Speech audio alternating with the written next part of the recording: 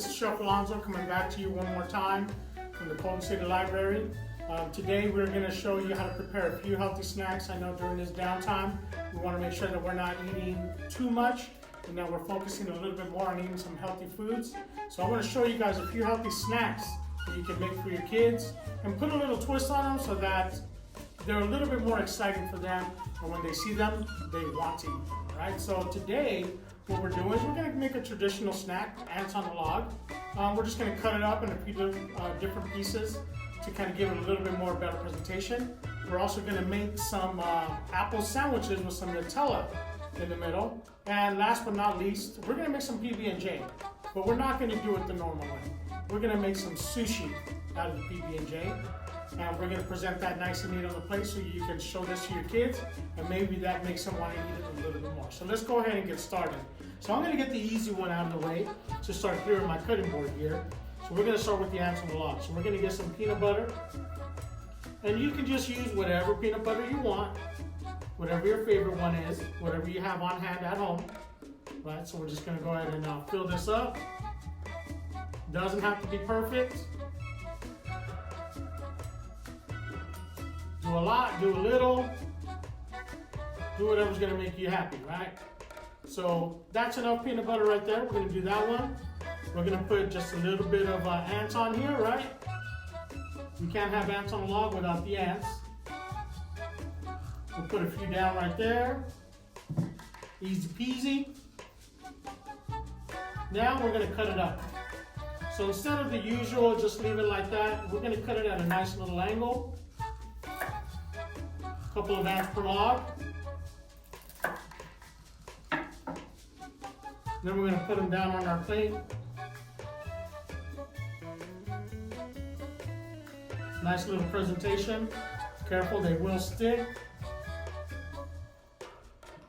And right now, once we get done with everything else, we'll arrange it also if it's nicely on the plate, okay? We're just going to go ahead and get started. So we got a few there. I'm going to do one more for you guys.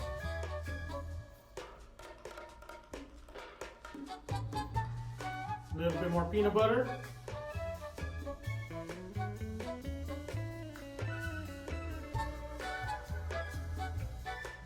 There we go, nice and easy. A few more ants. And also, if you don't like raisins, you don't have to put the raisins on. Or if you also like nuts, if you didn't have peanut butter with nuts in it, you can also do a few walnuts or pecans or whatever you have on hand. I actually do have some walnuts here, so we're going to do a little bit of that on here, just to change it up. Like I said, just try to be creative, something different for the kids to have so that they're not having the same thing. Make it a little bit fun. We're going to go ahead and cut that as well. Cut it at an angle. In the cooking world, we call this cutting it on a bias.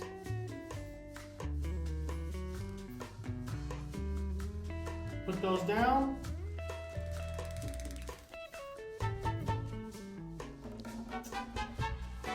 One more. And that's it for those. Easy peasy, right? So we're going to go ahead and move on to our next one. Here I have a nice little Honeycrisp apple. You see how beautiful that is. Now I've already sliced off the top and I've sliced out the bottom, and I cored it. Now I did this ahead of time, but I just want to show you real quick what I used. You may not have this at home, but this is a common tool that's often found in the kitchen. It's an apple corer. It can be used for apples, for pears, for any solid food like that you need to take out the core. So it's already been cored. You see that? I can see you. So now that we've got it prepped, I'm going to go ahead and slice it up. Now you don't want to do this too far in advance because you know what happens with apples. Right? You slice them up, you let them sit, and they start to turn brown on you. Right, son? Also like with bananas as well, another fruit. It turns brown on you. So you don't want to do this too far in advance. But if you are making a large quantity, and you do, let's say you have 20 kids that you need to make this for, what you can do is slice it up and put it in some kind of acid. And by acid, I mean orange juice, pineapple juice, any juice like that that has acid will keep them from turning brown on you. So that's just a nice little tip if you're going to make a lot of them, right? So we're gonna make a couple of these sandwiches. And I'm gonna use some Nutella for this one. Not too much. We're just gonna spread it on one side. Okay, now I love Nutella, but too much Nutella can be a little bit too much. So, we just want to put on a nice little thin layer. Now, if you do decide to put your apples in juice, just remember you might have to let them sit for just a minute, because if there's too much liquid on the apple, then you're gonna have this where it doesn't want to stick, right? So, you just want to let them sit out just a little bit so that they're not too wet. We're gonna put just a little bit more.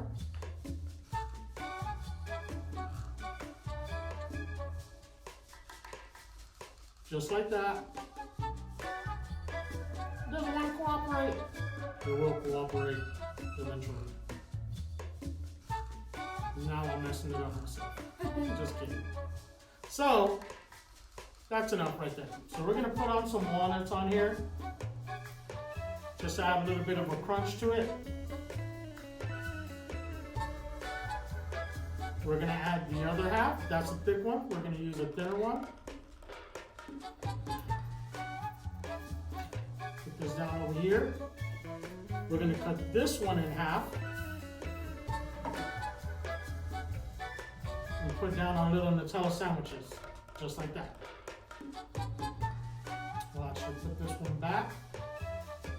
And overlap that one just like that. We gotta leave room for the rest of our things. I'm gonna do one more. And then we're gonna move on to our next item. And again, the focus here is to just be creative, do something fun, get them out of the normal routine. Nothing too expensive. You know, we want to keep it healthy, but also keep it on a budget. A little Nutella. A little bit more walnuts there. Put on the other half. Cut it in half. And let's put this on our plate. We're going to do the same thing. Half there. And the other half there. Now we've got one more thing that we're gonna make. That's gonna be our PB&J. So I'm gonna clean off my cutting board just a little bit here. We're gonna work on our last one, right? So if you're like me, or like my kids as well, they do not like the crust. So I'm just gonna go ahead and take it off. These are gonna require a little bit more work than what you're used to doing with the PB&J, but I think you'll see the end result, not just with the product, but also how much your kids enjoy it, that it's gonna be well worth the trouble. So we're gonna cut that off. We'll do a few more.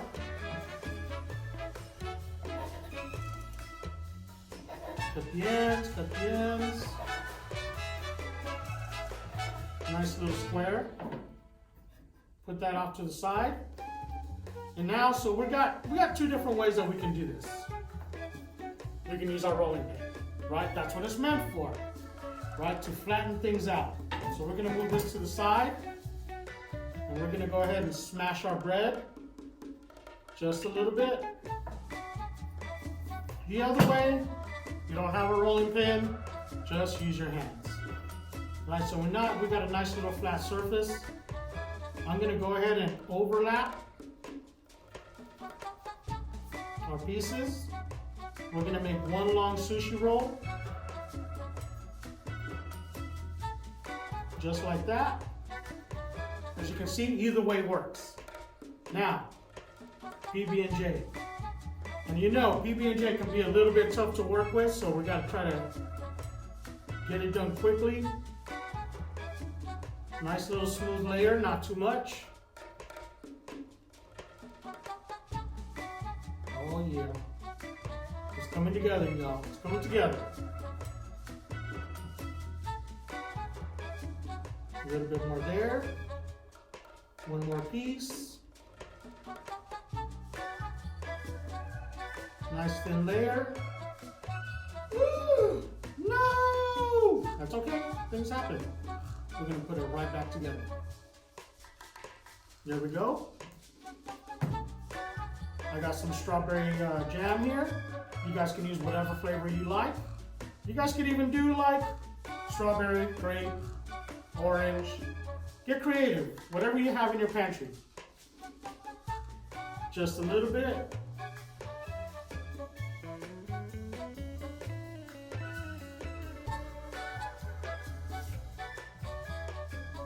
Spread it around, spread it around. And maybe you can even get your kids involved. You know, also maybe putting them together will give them, or pique their interest a little bit more, right? Now we're gonna roll. And this is gonna be a little bit difficult because we have multiple bread slices. So you're gonna have to go up and down, until you get one long roll. Then we're just gonna cut. We'll cut the end off, and we'll just go from there.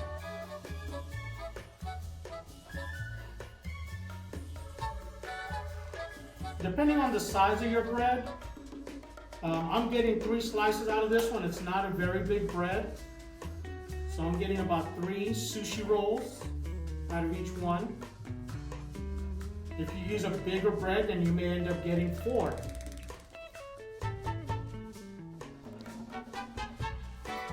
There we go. So we're just gonna start to put them in wherever they fit. Make a nice little presentation for your kids.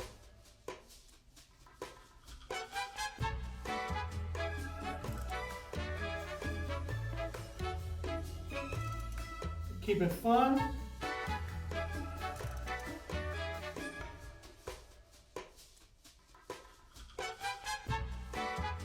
And I don't want to just not use these walnuts, so I'm going to go ahead and put them in as well. And here we go, everybody. We got a nice little healthy platter with some fun little snacks for your kids. I hope you guys learned something new today. I hope your kids enjoy it. I hope you have fun making it. I look forward to seeing you guys again soon. Have a good day.